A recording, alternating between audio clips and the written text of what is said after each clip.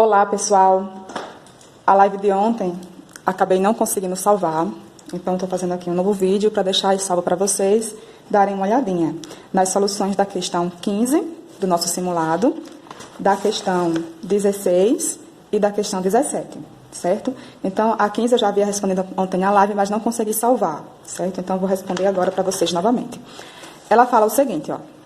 O retângulo ABCD foi dividido em 9 retângulos menores, alguns deles com seus perímetros indicados na figura, certo? A figura, eu redesenhei ela para vocês, certo? A figura é essa, tem um retângulo ABCD e ela foi dividida em 9 pequenos retângulos, certo? Aí ele fala que o perímetro de ABCD é 54, ou seja, quando eu somo os tamanhos dos lados desse retângulo ABCD, a soma tem que dar 54. Qual é o perímetro do retângulo cinza? Que aqui eu fiz o rachurado, certo? No caso, ele quer saber o perímetro deste retângulo, certo? Vamos começar? Lembrando que ele diz apenas os perímetros de alguns retângulos, o perímetro desse é 16, desse é 14, desse é 26 e desse é 18, e quer saber o perímetro deste retângulo que está rachurado, que no caso da questão está na cor cinza, certo? Vamos resolver? Primeiro, na solução que eu consegui fazer, não há necessidade de descobrir quais são os lados desse retângulo aqui na cor cinza para me descobrir o perímetro dele, certo? Eu saí chamando esses pedacinhos por letras, e aí a gente consegue encontrar, sem necessariamente encontrar o tamanho dos lados desse retângulo, certo? Olha, se eu chamar esse pedacinho aqui de A, esse aqui de baixo também vai ser A. Se eu chamar esse pedacinho de B, esse aqui também é B, porque é do mesmo tamanho, certo? Vocês estão concordando? Se eu chamar esse de C, esse aqui também vai ser C, certo? Vamos continuar, né? Se aqui for D, esse é D. Se esse aqui for E, esse aqui também é E. Se esse aqui for F, esse aqui também vai ser F, certo? Aí, primeiro, eu vou fazer essa igualdade, né? Quando eu somo todos esses pedacinhos aqui, eu tenho o perímetro do retângulo maior, que é o ABCD, que é 54. Vamos ver como fica? Ó. No caso, deixa eu fazer com outra cor. Então, assim, né? Eu vou pegar esse pedacinho com esse. A mais A são 2 A's, certo? Se eu pegar esse com esse, eu tenho B mais B, que é 2 B's. C mais C são 2 C's. D mais D são 2 D's. Ops. E mais E são 2 E's. E F mais F são 2 F's. Eu estou marcando assim para não confundir vocês, certo? E aí, quando a gente soma esse aqui todo, né, tem que dar igual a 54, que é o perímetro do retângulo maior. Vamos fazer isso com os pequenininhos, ó. Esse aqui de 16, ele tem lado B e B, então vai ser 2 B's. E também tem lado D, certo? 2 lados de tamanho D. Então, 2B mais 2D é o tamanho desse aqui, né? Tem que dar 16. O de 14, ele é 2 E's e 2 C. Então, 2C mais 2E tem que dar 14. E 2B mais 2F tem que dar 26. 2B mais 2F.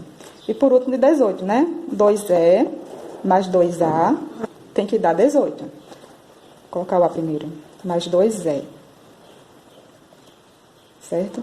Só que aí, quando eu somo esse, mais esse, mais esse, mais esse, que é o que a gente fez aqui, certo? Tem que dar 74, certo? Você vai, quando a gente somar esses 4 números, a soma vai dar 74. Mas, observem só, ó. Vamos tentar ver esse aqui de cima, para que alguma parte aqui de baixo dê 54, aí a gente vê quem fica, certo? 2A, eu tenho 2A aqui. 2B também tenho, 2C também tenho, 2D também tenho, 2E também tenho e 2F também tenho. Ou seja, quando eu somo esses aqui que eu marquei, certo? Tem que dar 54. Então, eles todos, esses que eu marquei, são 54, que é exatamente o perímetro do retângulo maior. E quem foi que sobrou? Sobrou 2B e 2E. Certo? Só que 2B e 2E é exatamente o perímetro desse retângulo aqui, ó. Aqui é B e B, e aqui é tamanho E e tamanho E. Certo? Então, qual número eu somo a 54 para que dê 74? 20, né? Então, 2B mais 2E é exatamente 20 centímetros. Certo? Eu vi agora que vocês não estavam vendo. Certo? Mas aí o que restou foi exatamente o perímetro do retângulo que a gente estava querendo saber. Que neste caso, nós iremos marcar a alternativa C de 20 centímetros. Certo? Vamos para a próxima? A próxima, ele fala assim, ó. João colocou 100 moedas iguais em um pote e pediu a seus filhos de idades distintas que cada um deles colocasse no pote uma moeda para cada irmão mais velho e tirasse do pote 2 moedas para cada irmão mais novo. Quando todos os filhos terminaram de fazer isso, restaram no pote 22 moedas. Quantos são os filhos de João? Certo? Nós temos que perceber que para cada parzinho de irmãos, sempre sai do pote uma moeda. Porque eu coloco uma moeda para cada irmão mais velho, só que aí eu tiro 2 moedas para cada irmão mais novo. Então, no geral, para cada parzinho de irmãos, o que está saindo realmente do pote é uma moeda, certo? Então, olha, vamos ver aqui, né?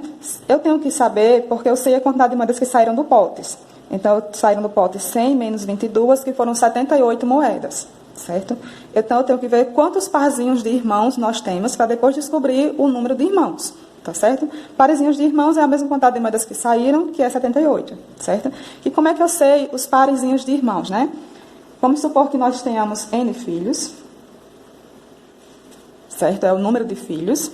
E aí, ó, aquela questão da combinação, eu vou montar os parzinhos, né? No primeiro aqui, pode ser qualquer filho. Então, vai ser N filho.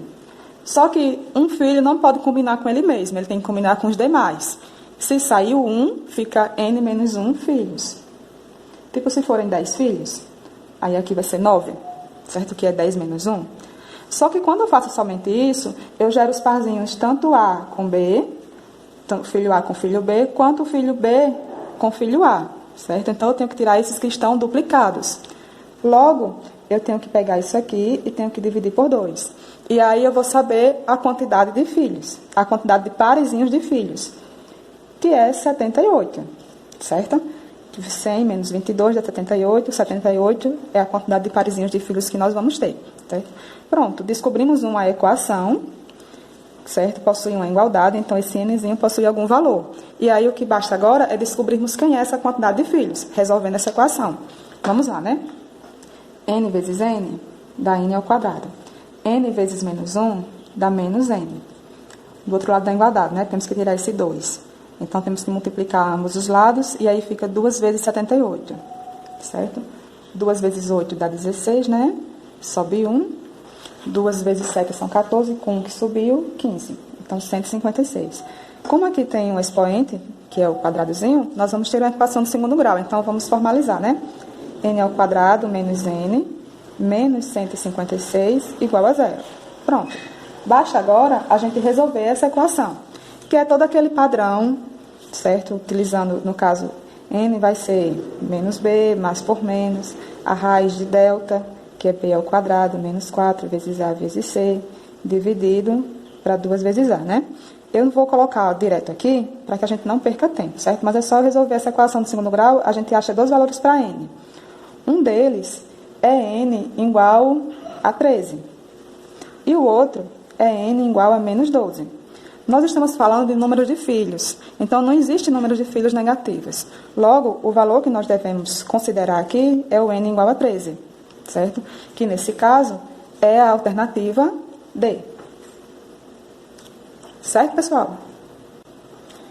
Pronto, gente. Vamos responder a próxima, que é a 17. A 17, ela fala o seguinte, ó. Mônica tem 3 dados, nos quais a soma dos números em faces opostas é sempre 7.